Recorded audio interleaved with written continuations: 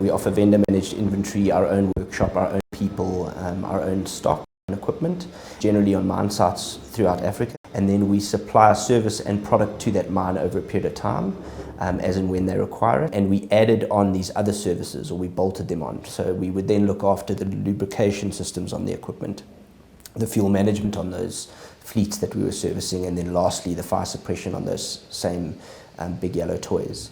And by offering that integrated service, we were able to become more and more competitive. That integrated offering has really set us apart from everyone else.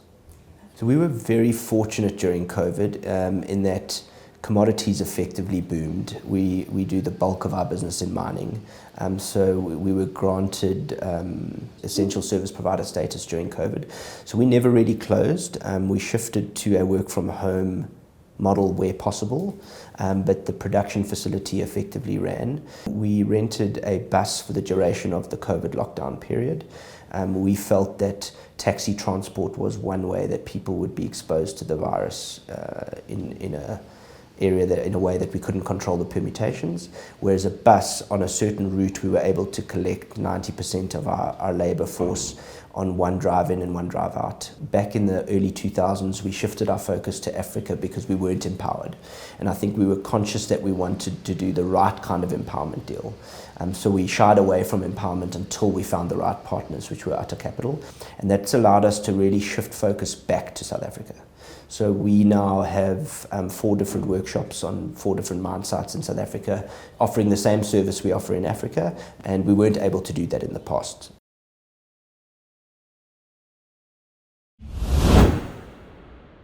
We started the school in 1998 with 6 learners. Our initial capex investment in those years were 15,000, and it was built on hope more than capital. But over the years we've grown then in 2018 to approximately 1,000 learners, and when Sonari came in, we increased that over that period to 2,000 learners. Our response to COVID was obviously firstly to make sure that our learners through the COVID period still receive proper education.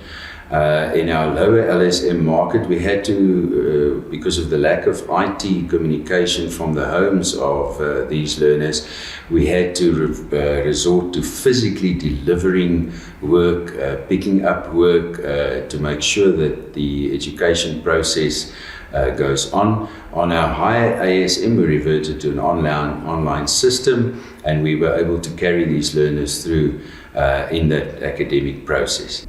We got the actual investment in October 2019. The capital was specifically for the construction of new facilities that we've identified to move our existing learners and to expand in Bloemfontein itself, specifically relating to the middle LSM market in Vista Park, and then also the high market facilities. We have embarked on programs where we involve the community to assist us with certain agricultural programs. We've also, in terms of the construction of our buildings, took on subcontractors who did not have the necessary training, and then used other contractors so that they actually, when the project was completed, walk out with a certificate or a qualification so that they can sustainably find other jobs in the sector as well.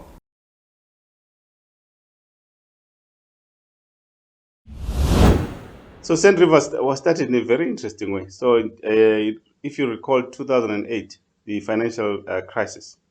So we then were mostly invested in downtown Joburg, in real estate, and some another business in the consumer space.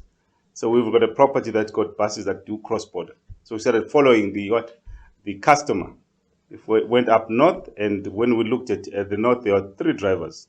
The first one was the cross-border business that we were involved in Joburg. The second one is that there was a big talk about special economic zones. And then the third one was the mining.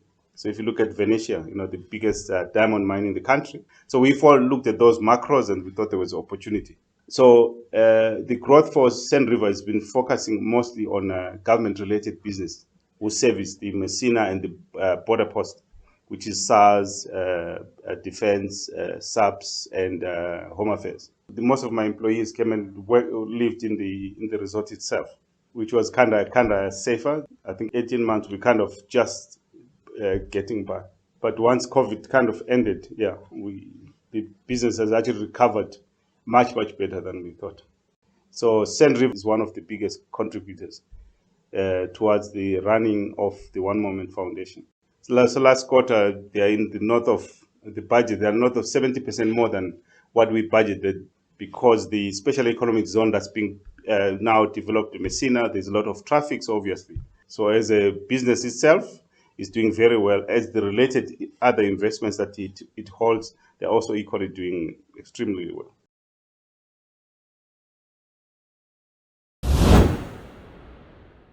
So the Alley Roads Group was established in 2010 with the focus to establish rental housing in the affordable housing market. The Alley Roads Group is very unique because it is the largest privately owned BEE company in the country. We are EDGE accredited and EDGE champion in South Africa. We're one of 4 large companies that have achieved that in the affordable housing market. And currently we hold about 2,000 residential units in our portfolio, with a further 2,000 residential units to be built over the next 24 months. The unique part of the growth is the development currently is a 170 million rand value development, open market value. And with the initial capital investment of the 84 million, the development has pretty much doubled in value based on an income capped yield. And the market is quite dynamic and lucrative in that area. Alley Roads has grown quite uniquely over the last 2 years with the investment. We've pretty much gone up by about 40% growth in staff components. But the unique part about it is we've also grown in our subcontractors, we've grown with our suppliers, bringing that funding into the system and disseminating it down through a secondary tier investment. Vantage Capital had a massive impact in the social and environmental aspects related to Lebogomo, and in that area over there we created a total of 840 permanent jobs during the construction period, and we employed a total of, I think it was close on 4,000 labourers in the area to create jobs across the board. It was a very cumbersome experience with regards to working with the labourers in the area, but a unique experience because when this job started, it was a big investment in the area outside of the retail centres that took place surrounding the development. So the investment created a lot of jobs. We've noticed that there are offsprings with regards to small little bricklaying companies. There's brick manufacturing that's taking place. The area has definitely grown. What we've picked up as well in the area, there are certain other pockets of freestanding units that have been slowly developed, and it's creating a lot of income for the local community.